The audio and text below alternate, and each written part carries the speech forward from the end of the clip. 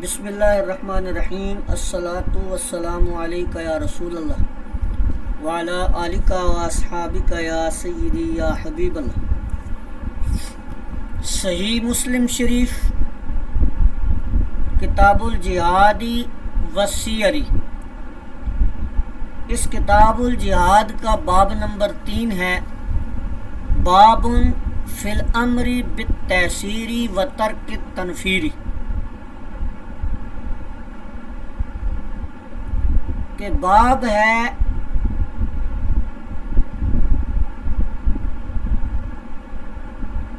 اس بارے میں کہ آسانی کا معاملہ کیا جائے اور متنفر ہونے سے بچایا جائے۔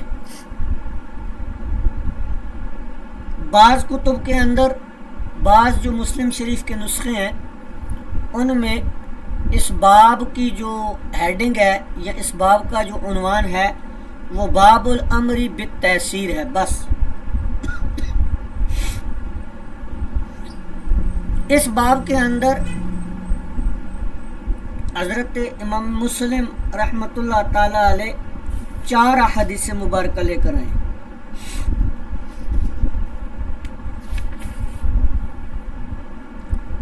ان چاروں کا مفہوم یہ ہے کہ حضور علیہ الصلوۃ والسلام جب اپنے اصحاب کو کسی بھی کام کے لیے کہیں بھیجتے، اس کو حکم دیتے، جس کو بھیجتے اس کو فرمایا کرتے بشروا ولا تنفروا، کہ بشارت دو متنفر نہ کرو، لوگوں سے آسانی والا معاملہ کرو، یسرو آسانیاں پیدا کرو، ولا تعسروا اور تنگی والا معاملہ نہ کرو۔ اسی طرح حضور علیہ الصلوۃ والسلام اگلی حدیث پاک میں کہ جب حضرت معاذ رضی اللہ تعالیٰ عنہ کو پیارے آقا کریم صلی اللہ علیہ وسلم نے یمن کی طرف بھیجا، ان کو مفتی بنا کر بھیجا تھا نا اہل یمن کے لیے، ان کو آپ نے فرمایا تھا یسرا ولا تعسرا، وہی کہ آسانیوں والا معاملہ کرنا، تنگیاں پیدا نہ کرنا، وبشرا ولا تنفرا، لوگوں کو خوشخبریاں سنانا، انہیں دین سے متنفر نہ کرنا، وتطاوعا اور آپس میں ایک دوسرے کی اطاعت کرنا، ایک دوسرے کی بات سننا، ولا تختلفا اور اختلافات نہ کرنا۔ اب یہ حدیث مبارکہ بالکل واضح ہیں، ان کے اندر کوئی اختلافی بات نہیں ہے، کوئی ائمہ کا اختلاف نہیں ہے۔ آج کل کے جو علماء ہیں، مفتیان کرام ہیں، ان کے لیے ایک بہت بڑا درس ہے اس کے اندر۔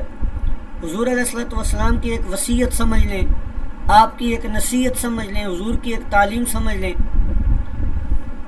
اگر کوئی امام ہے تو مقتدیوں کے لیے، پیر ہے تو مریدوں کے لیے، مفتی ہے تو فتویٰ لینے والوں کے لیے۔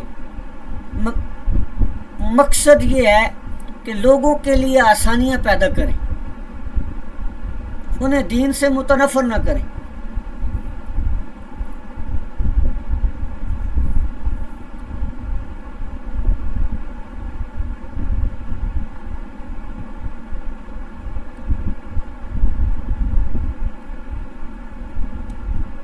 یہاں پر دیکھیں آپ، یہ آپ کو فوائد الحدیث بتا رہے ہیں کہ اس حدیث میں اس چیز کا حکم ہے ہمیں کہ ہم اللہ تعالیٰ کے فضل، اس کی رحمت عظیم، جو اس کے ثواب ہیں اعمال پر، اعمال صالحہ پر، اور اس کی جو عطائیں ہیں اور اس کی رحمت کی جو وسعت ہے، اس کی بشارتیں سنائیں لوگوں کو، اور منع کر دیا حضور علیہ الصلوۃ والسلام نے متنفر کرنے سے۔ کس سے؟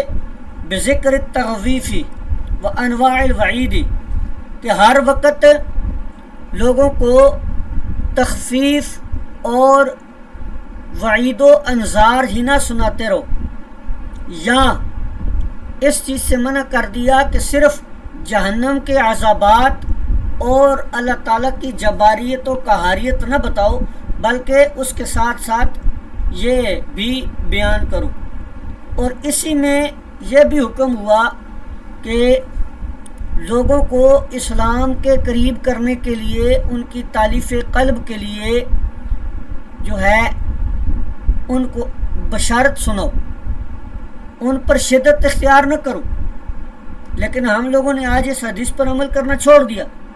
کوئی ذرا سی بات ہوتی ہے، معاملہ ہوتا ہے، تو بس فوراً سے یا تو اس کو اہل سنت سے ہم خارج کر دیتے ہیں یا اس کو اسلام سے ہی خارج کر دیتے ہیں۔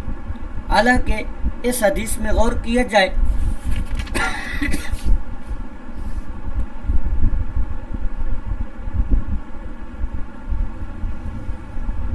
اگلی باب دیکھیں، باب تحریم الغدری، دھوکے دہی کی حرمت کا بیان۔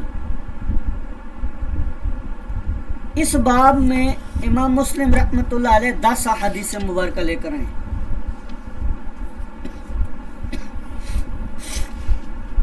پہلی حدیث مبارکہ دیکھیں، حضرت ابن عمر رضی اللہ تعالیٰ عنہ سے روایت ہے، وہ فرماتے ہیں کہ اللہ کے رسول صلی اللہ علیہ وسلم نے ارشاد فرمایا، اذا جمع اللہ الاولین والآخرین یوم القیامتی، کہ جب اللہ تعالیٰ اگلوں اور پچھلوں کو قیامت کے دن جمع فرمائے گا، تو یرفع لکل غادر لواء، تو ہر دھوکے باز کے لیے ایک جھنڈا بلند کیا جائے گا۔ فقیلہ، پس کہا جائے گا لوگوں سے، ھذہ غدرۃ فلان ابن فلان، یہ فلاں بن فلاں کی دھوکہ دہی ہے، اس کی علامت ہے۔ اسی طرح آگے حدیث ہے، کہتے ہیں عن ابن عمر عن النبی بہذا الحدیث، کہ حضرت ابن عمر نے حضور علیہ الصلوۃ والسلام سے اسی طرح نقل کیا۔ اسی طرح اگلی حدیث بھی ہے۔ بہرحال یہ 10 احادیث مبارکہ یہاں پر انہوں نے بیان کی۔ اب غادر،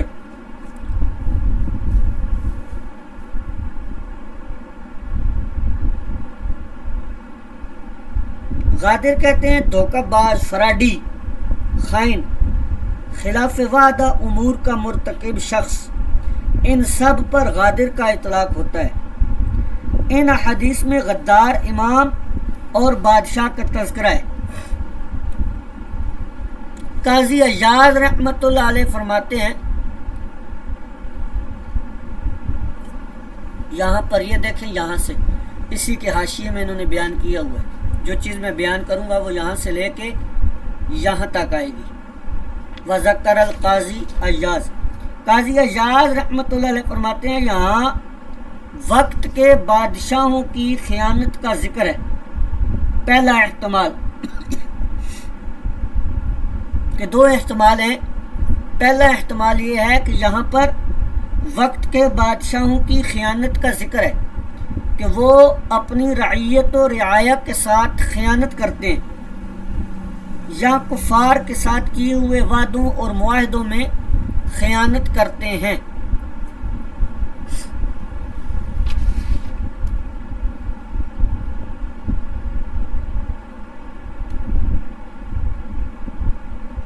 اور دوسرا احتمال والاحتمال الثانی،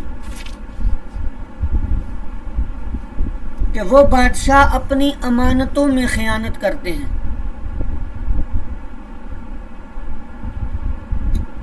جو امانتیں رعایا کی جانب سے ان کے پاس ہیں اور اس نے اس کی حفاظت کا عہد کیا ہوا ہے۔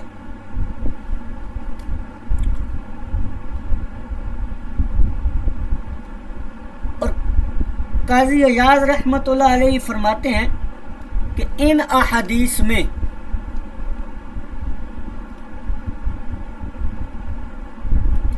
بادشاہ کی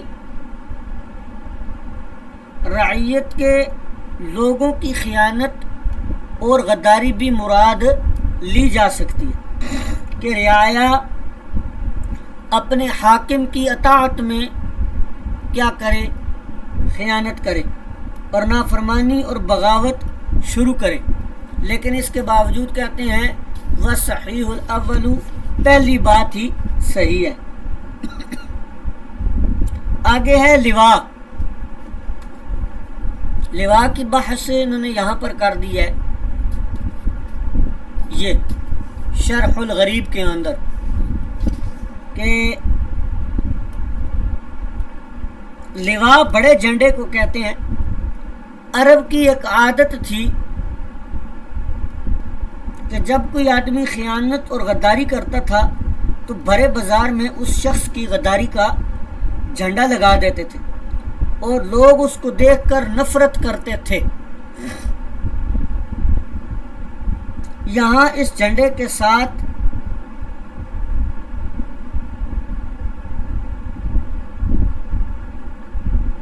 وبر کا بھی ذکر ہے، غدر، دھوکے کا بھی ذکر ہے۔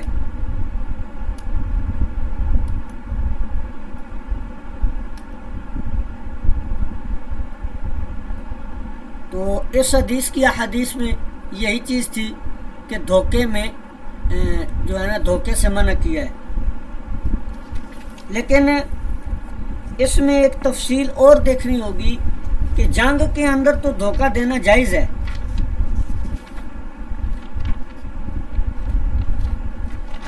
تو یہاں پر یہ چیز ہمیں دیکھنی ہوگی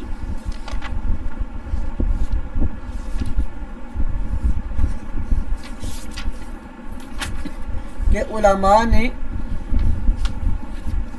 تحریم الغدر سے مزید کیا مراد لیا ہے۔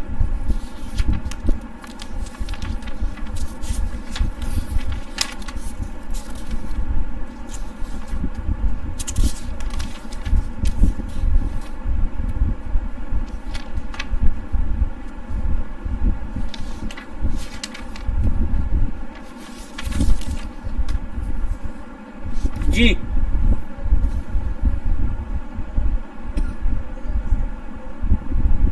تو علامہ آلوسی رحمۃ اللہ علیہ نے لکھا ہے کہ عہد کی 3 قسمیں ہیں، بندہ کا اللہ تعالیٰ کے ساتھ عہد، بندے کا اپنے نفس کے ساتھ عہد، اور ایک انسان کا دوسرے انسان کے ساتھ کسی بات کا عہد۔ عہد کی ان تینوں قسموں کو پورا کرنا واجب ہے، ما سوا اس صورت کے کہ کوئی شخص معصیت کا عہد کرے۔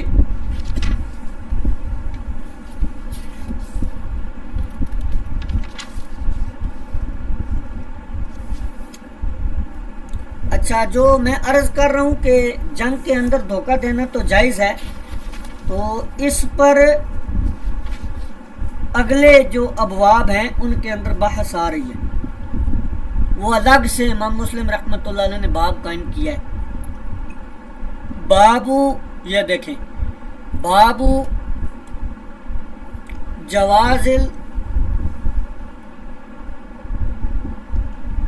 خد، یہاں پر خداعی لکھا ہوا ہے، یہ خداعی نہیں ہے، لفظ خدعی ہے۔ بابو جواز خدعی یا خدعی، دونوں طرح پڑھ سکتے ہیں، خدعتن بھی پڑھ سکتے ہیں اور خدعتن بھی پڑھ سکتے ہیں، اس پر تفصیل دیکھتے ہیں آگے چل کے۔ باب جواز الخدع فی الحرب، لڑائی میں دھوکہ جائز ہے، جنگ میں دھوکہ جائز ہے۔ اس باب میں امام مسلم رحمۃ اللہ علیہ 2 حدیث مبارکہ لے کر آئے جی۔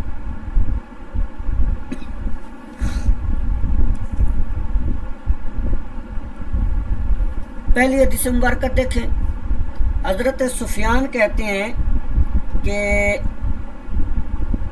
میں نے عمر سے سنا اور اس نے حضرت جابر سے نقل کیا کہ حضرت جابر نے کہا قال رسول اللہ، کہ اللہ کے رسول صلی اللہ علیہ وسلم نے فرمایا الحرب خدعۃ، جنگ ایک دھوکہ ہے۔ اگلی حدیث کے بھی یہ الفاظ ہیں، الحرب خدعۃ۔ اب یہاں پر دیکھیں، پہلے آ گیا خدعۃ، یہاں پر آ گیا خدعۃ۔ اس کو دیکھتے ہیں، اس کو حل کرتے ہیں کہ درست کیا ہے۔ تو یہ دیکھیں حاشیے کے اندر، باب بیان اللغات فی کلمۃ خدعۃ یا خدعۃ، اور کفار کو دھوکہ دینے کا بیان اور اس کے جواز کی شرائط کا بیان۔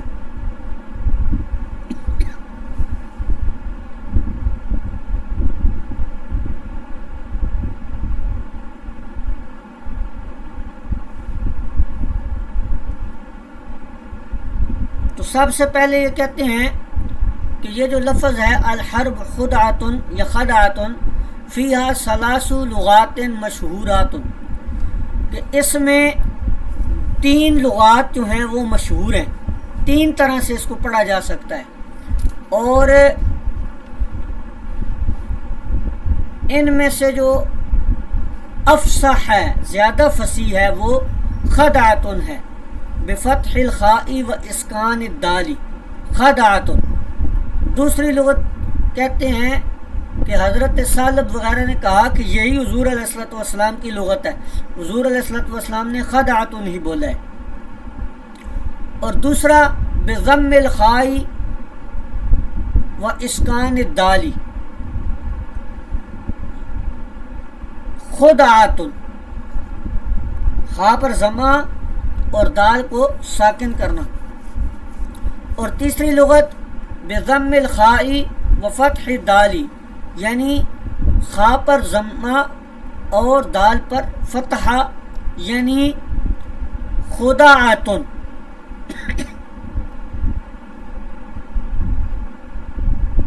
تو یہاں پر یہ کہتے ہیں، خد کی تعریف پہلے دیکھ لیں، پھر آگے چلتے ہیں اس کے حکم اور شروط کی طرف۔ خدا کی تعریف کیا ہے؟ کہتے ہیں اظہار امر و ادمار خلافہ، یعنی معاملے کا اظہار کرنا مکر و حیلہ اور تدبیر و چال کے ساتھ۔ تو یہ جہاد میں جائز ہے، اس کا نام خدعہ ہے۔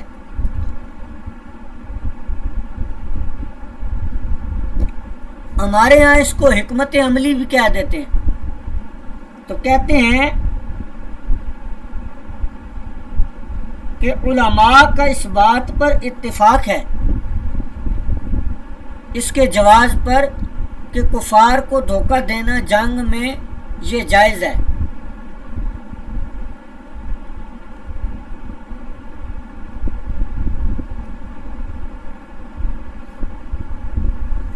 لیکن اس میں ایک چیز کی شرط ہے، وہ یہاں سے وکیف امکن الخداعی سے بیان کر رہے ہیں کہ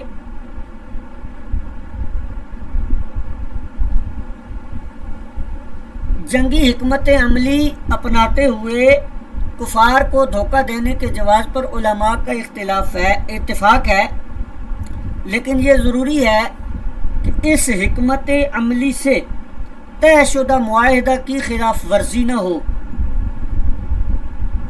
اور نہ وہ طے شدہ معاہدہ جو ہے وہ ٹوٹے۔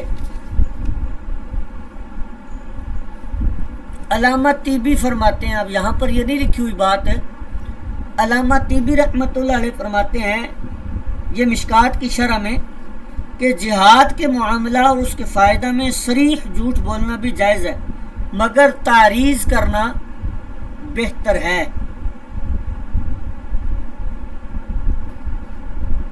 آگے کہتے ہیں کہ اس کے صحیح ہونے پر، یعنی اس کے جواز پر جو اتفاق ہے وہ حدیث میں موجود ہے کہ 3 چیزوں میں جھوٹ بولنا جو ہے وہ جائز ہے، ان میں سے ایک جو ہے وہ جنگ ہے۔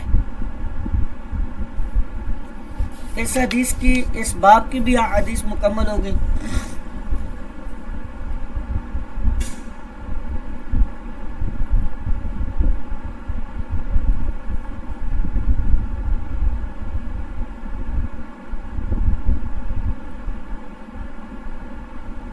بابو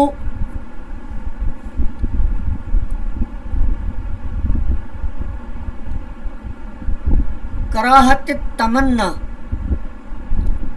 لقاء العدو والامر بالصبر عند اللقاء، کہ جنگ کی تمنا کرنا یہ منع ہے، مکروہ ہے، جنگ کی تمنا کرنا مکروہ ہے، اور اگر ایسا معاملہ ہو جائے تو پھر کیا کرنا چاہیے؟ صبر کرنا چاہیے۔ اس باب میں امام مسلم رحمۃ اللہ علیہ دو حدیث لے کر ہیں۔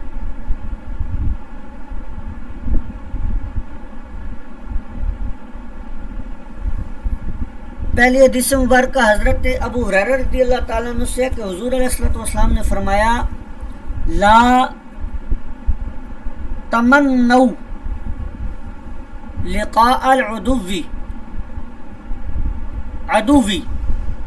فَإِذَا لَقِيتُمُوهُمْ فَاصْبِرُوا، کہ دشمن سے ملنے کی یعنی جنگ کی تمنا نہ کرو، اور جب ان سے ملو یعنی اگر جنگ ہو جائے تو پھر صبر کرو، ثابت قدمی دکھاؤ۔ اگلی حدیث مطول ہے، اس کو پڑھ لیتے ہیں۔ حضرت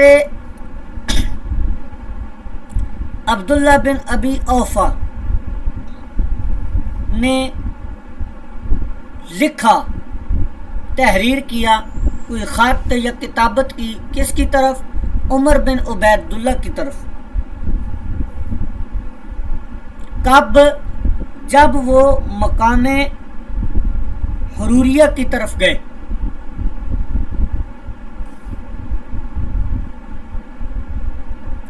تو ان کو اس کتابت کے اندر عبداللہ بن ابی اوفا رضی اللہ تعالیٰ عنہ نے کیا لکھا؟ ان کو خبر دی کہ جب حضور علیہ الصلوۃ والسلام کا جن دنوں میں مقابلہ ہوا دشمن کے ساتھ، جن بعض ایام میں حضور علیہ الصلوۃ والسلام کا مقابلہ ہوا دشمن کے ساتھ، اس کے بارے میں خبر دی۔ کیا خبر دی؟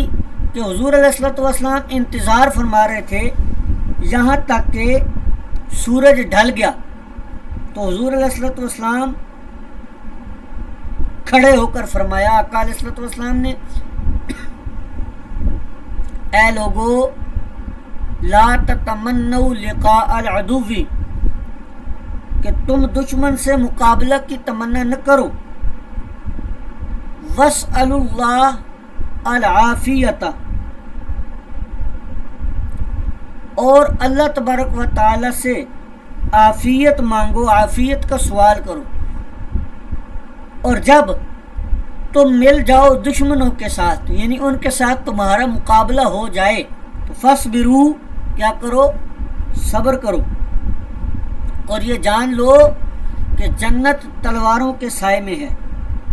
پھر حضور علیہ الصلوۃ والسلام کھڑے ہوئے اور فرمایا اللہم، اے اللہ، اے کتاب نازل کرنے والے، اور اے اللہ، اے بادلوں کو چلانے والے، اور اے اللہ، اے لشکروں کو شکست دینے والے، ان کو شکست دے اور ہمیں ان پر غلبہ عطا فرما، ہماری مدد فرما۔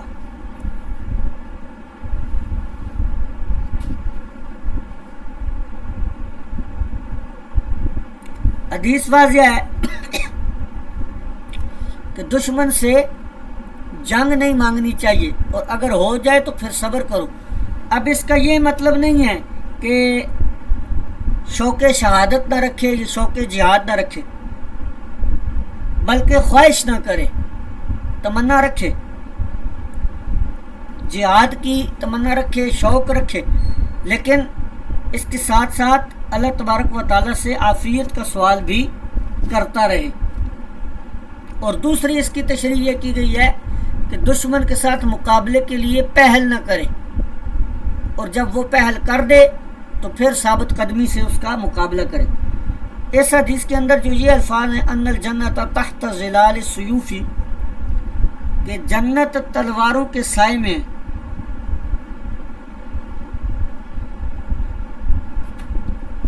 اس کا مطلب یہ ہے کہ جب مسلمان کو کافر مارتا ہے تو کافر کی تلوار کا سایہ مسلمان پر پڑتا ہے تو وہ شہید ہو کر جنت میں پہنچ جاتا ہے. اور دوسرا مطلب یہ ہے کہ جب مسلمان کافر کو مارتا ہے تو مسلمان کی تلوار کا سایہ کافر پر پڑتا ہے تو کافر کے مارنے سے مسلمان جنت میں پہنچ جاتا ہے. اس لیے فرمایا کہ جنت تلواروں کے سائے میں ہے. اگلا باب دیکھ لیں.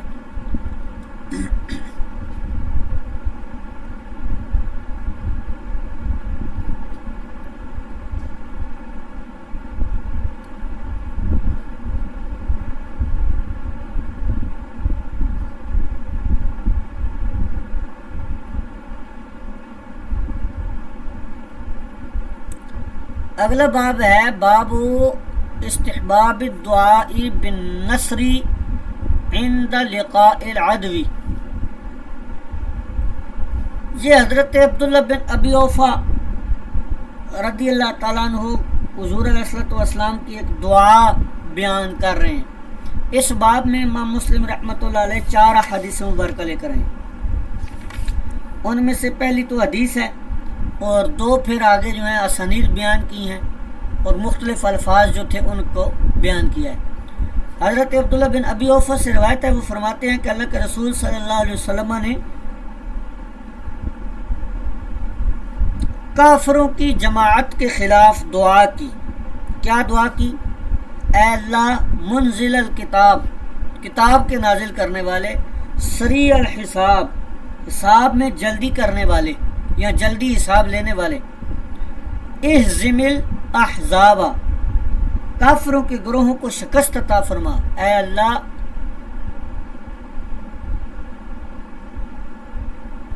انہیں شکست دے اور انہیں پھسلا دے. یہاں پر امام مسلم کہتے ہیں دوسری سند کے اندر کہ حضرت اسی کی مثل حدیث بیان کی جس طرح خالد بن عبداللہ نے بیان کی ہے، لیکن اس کے اندر حازم الاحزاب یہ جو الفاظ ہیں یہ بیان نہیں کی اور اس میں اللہم کے الفاظ بھی بیان نہیں کی. تیسری سند دیکھیں، اس کے اندر بھی یہی متن کا الفاظ جو ہے فرق بیان کر رہے ہیں.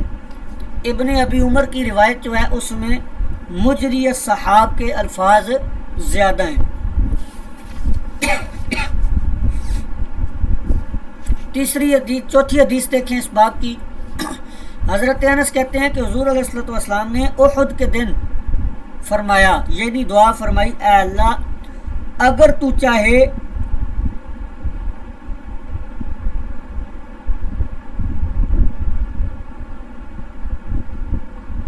تو تیری عبادت نہیں کی جائے گی. اس لفظ کو سمجھ لیں. اس جملہ سے حضور علیہ الصلوۃ والسلام نے اللہ تعالیٰ سے نصرت و مدد مانگی ہے اور عجیب بلیغ انداز سے کلام فرمایا ہے. مطلب یہ ہے کہ اے اللہ تو میری مدد فرما، اگر تیری مدد نہ آئی تو ہم شکست کھا کر ختم ہو جائیں گے اور ہمارے ختم ہونے کے بعد کوئی نئے نبی تو آنا نہیں ہے، نئی شریعت بھی نہیں آنی، لہذا مشرکین ہمیشہ کے لیے رہیں گے اور تیری عبادت نہیں ہوگی. اگر تو چاہتا ہے کہ تیری عبادت نہ ہو زمین میں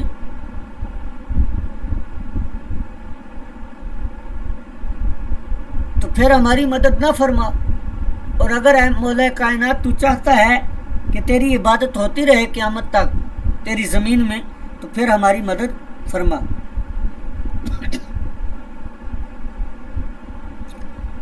اب اس میں اختلاف ہوا واقعہ کہ یہ جو الفاظ تھے حضور علیہ الصلوۃ والسلام نے کب ارشاد فرمائے.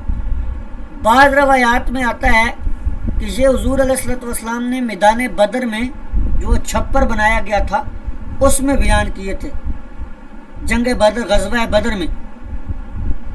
لیکن بعض محدثین کہتے ہیں کہ جنگ احد میں بھی حضور علیہ الصلوۃ والسلام نے یہ الفاظ بیان فرمائے تھے۔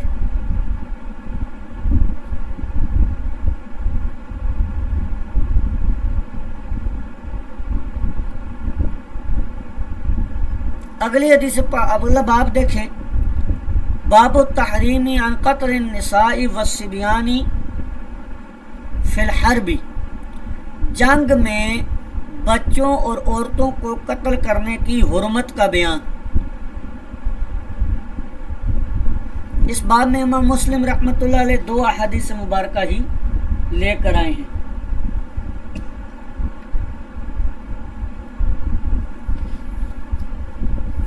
پہلی حدیث مبارکہ حضرت عبداللہ بن عمر رضی اللہ تعالیٰ عنہ سے روایت ہے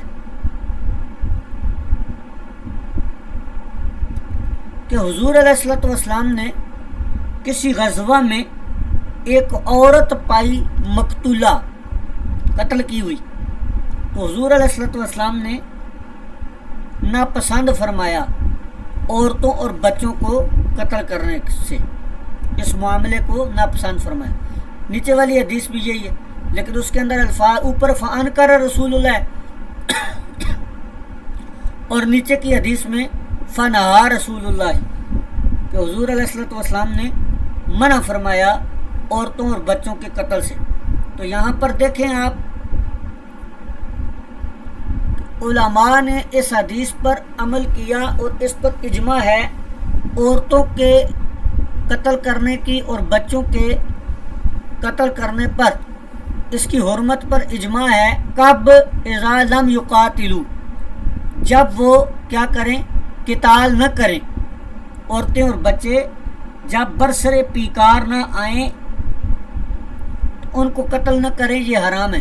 لیکن اگر وہ برسر پیکار آئیں تو پھر جماہیر علماء فرماتے ہیں کہ ان کو قتل کیا جائے گا۔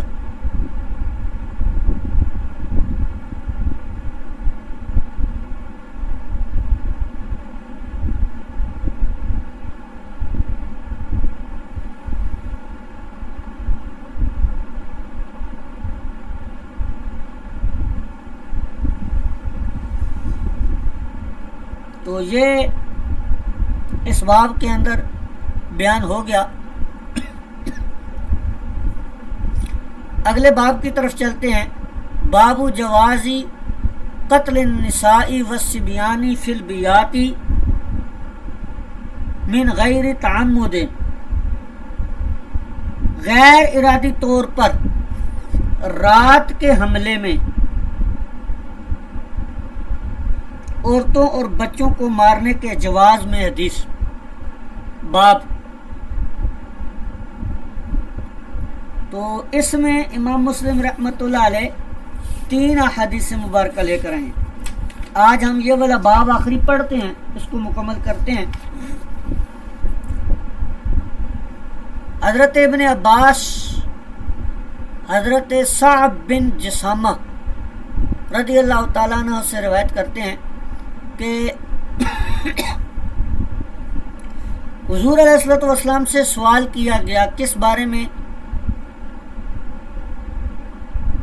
مشرکین کے بچوں کے بارے میں پوچھا گیا، شب خون میں مارنے پر، یعنی رات کو جو شب خون مارا جاتا ہے دشمن پر، اس میں بچوں کو مارنے کے بارے میں سوال کیا گیا۔ تو فَيُصِيبُونَ مِن نِسَائِهِمْ وَذَرَارِيِّهِمْ، ان کا حکم کیا ہے؟ یعنی اس میں ان کی عورتیں اور بچے بھی مارے جاتے ہیں۔ تو آپ نے ارشاد فرمایا فَقَالَ هُمْ مِنْهُمْ، وہ بھی تو انہی میں سے ہیں۔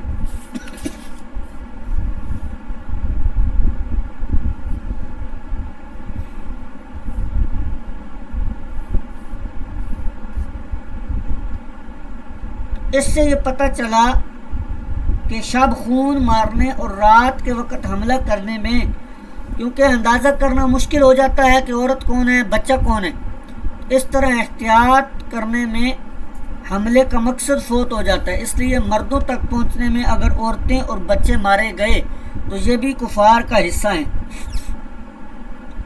اس طرح اگر وہ مارے جاتے ہیں تو یہ جائز ہے۔